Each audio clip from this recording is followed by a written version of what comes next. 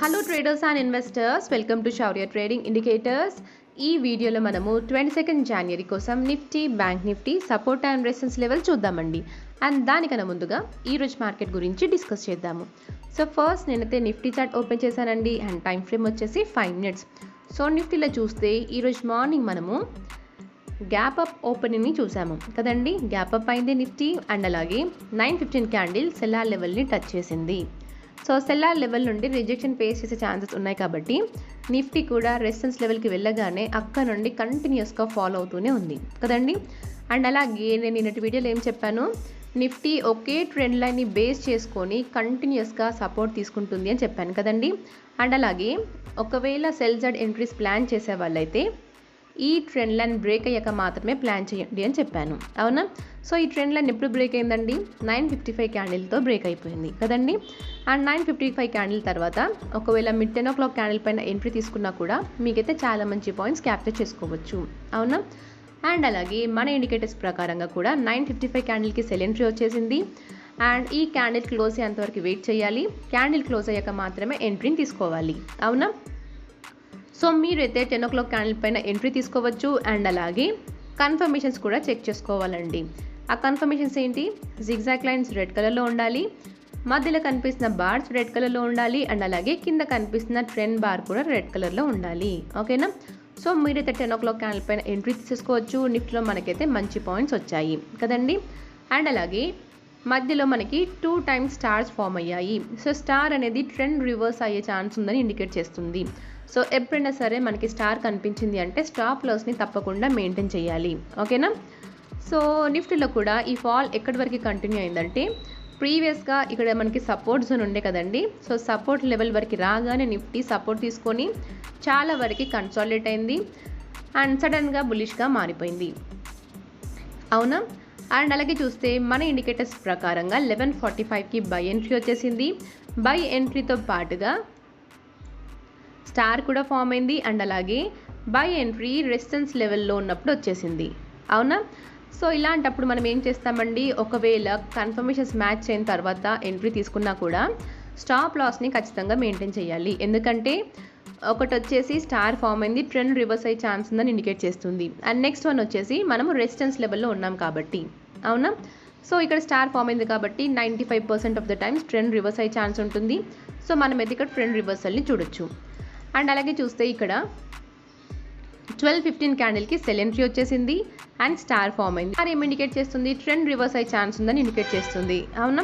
So ఒకవేళ మీకు ఇక్కడ కన్ఫర్మేషన్స్ మ్యాచ్ అయ్యాక అంటే 12:30 కానీ 12:35 క్యాండిల్ పైన ఎంట్రీ తీసుకున్నా కూడా మీరు ఖచ్చితంగా స్టాప్ లాస్ని మెయింటైన్ చేయాలి. సో ఈ ట్రేడ్లో మన స్టాప్ లాస్ హిట్ అయిపోయిందండి. కాకపోతే స్టాప్ లాస్ అనేది వీక్ క్యాండిల్స్తో హిట్ అయింది, అవునా. స్టాప్ లాస్ హిట్ అయింది కాబట్టి మీరు ఎగ్జిట్ అవ్వాలంటే అవ్వచ్చు, లేదంటే గ్రీన్ క్యాండిల్ క్లోజ్ అయ్యేంతవరకు వెయిట్ చేస్తా అంటే చేయొచ్చు, ఓకేనా.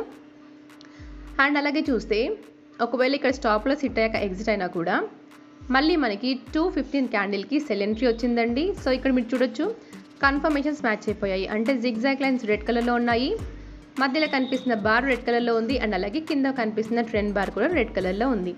ఒకవేళ మీరు 2:15 క్యాండిల్ పైన ఎంట్రీ తీసుకున్నా కూడా మీకైతే చాలా మంచి పాయింట్స్ క్యాప్చర్ చేసుకోవచ్చు. అండ్ అలాగే చూస్తే రేపటి కోసం నిఫ్టీలో మన ఫస్ట్ సపోర్ట్ అండి 22,739 నుండి 22,646. ఒకవేళ ఈ సపోర్ట్ కనుక బ్రేక్ అయిందంటే నెక్స్ట్ సపోర్ట్ వచ్చేసి 22,308 నుండి 22,244 వరకు ఉంది. అండ్ అలాగే చూస్తే మన ఫస్ట్ రెసిస్టెన్స్ 23,235 నుండి 23,266.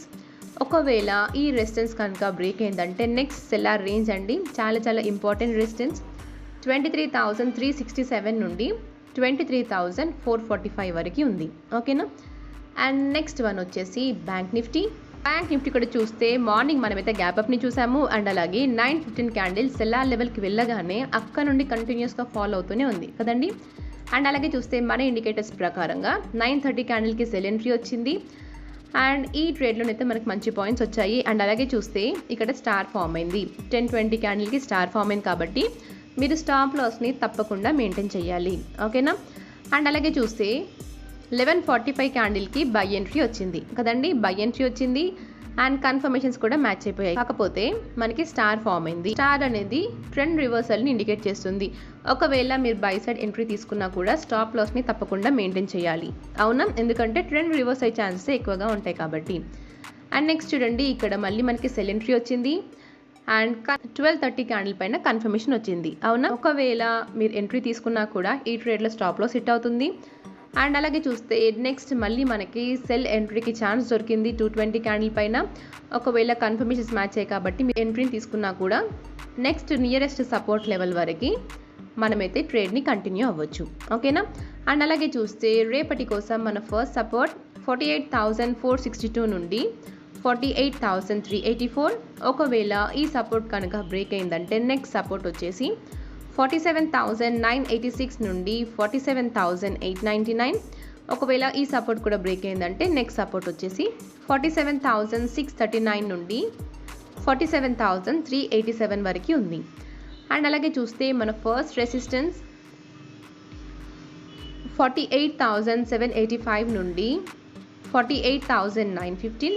ఒకవేళ ఈ రెసిస్టెన్స్ కనుక బ్రేక్ అయిందంటే నెక్స్ట్ రెసిస్టెన్స్ వచ్చేసి 49,108 నుండి 49,211 వరకు ఉంది. ఒకవేళ ఈ రెసిస్టెన్స్ కూడా బ్రేక్ అయిందంటే నెక్స్ట్ రెసిస్టెన్స్ అండి 49,420 నుండి 49,561 రేంజ్లో ఉంది. ఓకేనా. సో ఈ రేంజెస్లో బ్యాంక్ నిఫ్టీ ఎక్కడైనా రివర్స్ అయ్యే ఛాన్స్ ఉంటుంది. సో ఇదండి మన Shaurya trading indicators. And thank you for watching.